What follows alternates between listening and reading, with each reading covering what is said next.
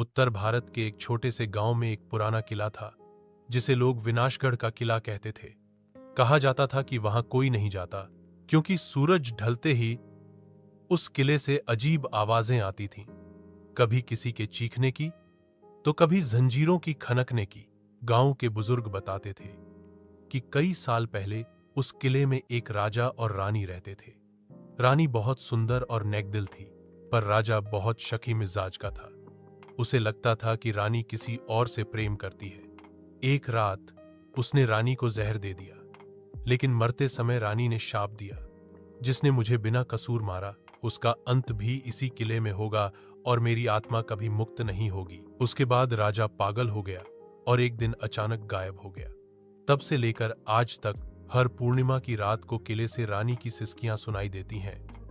कुछ लोगों ने सफेद साड़ी में एक औरत को खिड़की के पास खड़े देखा है, जो किसी को देखती रहती है, जैसे इंतजार कर रही हो। एक बार गांव का एक युवक अर्जुन सच्चाई जानने किले में चला गया। उसने अंदर जाते ही देखा कि दीवारों पर खून के हाथों के निशान थे और हवा में एक ठंडी सनसनी फैल रही थी। तभी उसे एक कमरा मिला जहां एक पुराना आईना था। जैसे ही उसने आईने में देखा, उसके पीछे सफेद साड़ी में एक औरत खड़ी थी और फिर अचानक वो गायब हो गई। अर्जुन चिल्लाता हुआ बाहर भागा।